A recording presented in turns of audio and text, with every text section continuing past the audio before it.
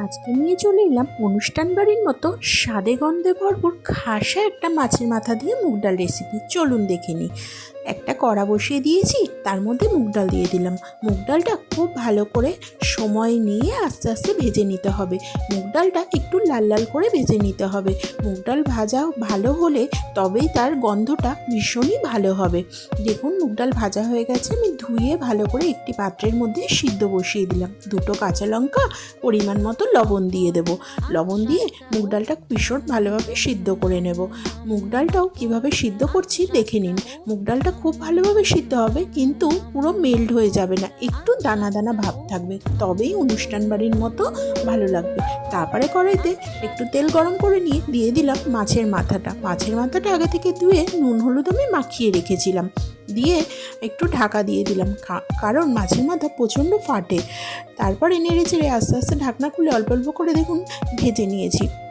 মাছের মাথা কিন্তু ভীষণই ভালো করে গ্যাস কমিয়ে ভেজে নেবেন, কারণ গ্যাস বাড়িয়ে ভাজলে ভিতরে কাঁচা থেকে যাবে, ওপরে ভাজা হয়ে যাবে, তখন খেতে একদমই ভালো লাগবে না। ভালো করে ভাজা হয়ে গেছে, মাছের মাথাগুলো আমি তুলে নিলাম। এবার ওই তেলের মধ্যে গোটা জিরে আর শুকনো লঙ্কা, ব্যাস এই ফোড়ন দেব। তারপরে দিয়ে দেবো মোটা করে কুচি করে রাখা পেঁয়াজ। খানিকটা পেঁয়াজ দিয়ে ভালোভাবে পেঁয়াজটাকে নরম করে নিতে হবে। পেঁয়াজটা খুব কড়া করে ভাজার দরকার নেই, অল্প করে ভেজে নিলেই হবে।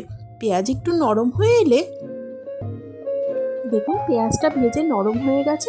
এবারে এর মধ্যে আদা রসুন পেঁয়াজ একসঙ্গে পেস্ট করে রেখেছিলাম, দিয়ে দেবো সামান্য পরিমাণ পেস্টটা। এটা দিলে ডালের স্বাদটা অনেক গুণ বেড়ে যায়। দেখুন ভালো করে দিয়ে এই মশলাটা কষিয়ে নিতে হবে। কষানো হয়ে এলে লাস্টের দিকে দিয়ে দেবো টমেটো। টমেটোটা দিয়েও ভালোভাবে মশলার সাথে মিশিয়ে টমেটোটাকে নরম করে নিতে হবে। টমেটোটা ভাজা হয়ে গেলে তারপরে অ্যাড করবো এর মধ্যে জিরে গুঁড়ো। সামান্য পরিমাণ জিরে গুঁড়ো দিলাম, আর দিয়ে দেবো লঙ্কার গুঁড়ো অল্প একটু, পরিমাণ মতো আপনারা যতটা ডাল বানাবেন তার উপর দেখে নিয়ে লঙ্কার গুঁড়োটা ইউজ করতে পারেন। লঙ্কার গুঁড়োটা দিয়ে ভালোভাবে আবার সমস্ত মশলার সাথে মিশিয়ে আর একটু ভালোভাবে কষিয়ে নিতে হবে। সমস্ত মশলা কষা হয়ে গেলে এবারে দিয়ে দেবো ভেজে তুলে রাখা মাছের মাথা। এর মাঝখানে একটা টিপস বলে দিই, মুগ ডাল ভাজার পরে বেশি ধোবেন না, 1 থেকে 2 বার হলেই যথেষ্ট। বেশি ধুলে মুগ ডালের টেস্ট মাছের মাথাটা দিয়ে ভালোভাবে সমস্ত মশলার সাথে আরও একবার কষিয়ে নিতে হবে। দেখুন ভালোভাবে ধরে বেশ সময় নিয়ে গ্যাসের আঁচ কমিয়েই রান্নাটা করতে হবে, বেশি বাড়িয়ে দিলে রান্নাটা পুড়ে যাবে।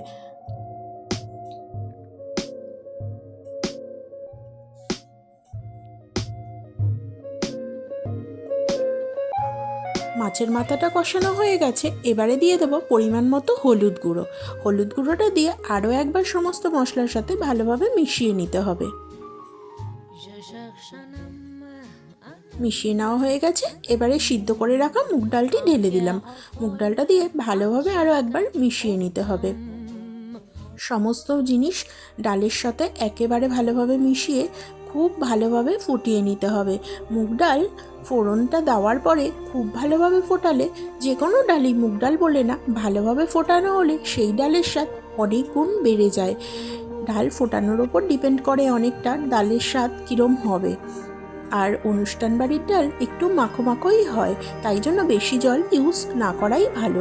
তারপরে দিয়ে দিলাম সামান্য পরিমাণ চিনি। নুন মিষ্টি থাকলে রান্নাটার স্বাদ অনেক গুণই বেড়ে যায়। দেখুন চিনিটা দিয়েও ভালোভাবে আরও একবার মিশিয়ে নিয়ে ফুটিয়ে নিচ্ছি। তারপর ডালটা হয়ে এলে লাস্টে দিয়ে দেবেন গরম মশলার গুঁড়ো। আমি এখানে সানরাইজের গরম মশলা গুঁড়োটা আমার ভালো লাগে, আমি ইউজ করলাম, আপনারা গরম মশলার গুঁড়ো দিতে পারেন যে কোনো। তারপরে দিয়ে দিলাম 1 চামচ ঘি, দিয়ে গ্যাসটা বন্ধ করে 10 থেকে 15 মিনিট অপেক্ষা করুন। তারপরে দেখুন গরম গরম একদম অনুষ্ঠান বাড়ির মতো মাছের মাথা দিয়ে স্বাদে গন্ধে ভরপুর মুগ ডাল একদম রেডি। আমার রেসিপিটি ভালো লাগলে অবশ্যই একটা সাবস্ক্রাইব করে দেবেন। ভিডিওটি দেখার জন্য অনেক ধন্যবাদ। সবাই ভালো থাকবেন, সুস্থ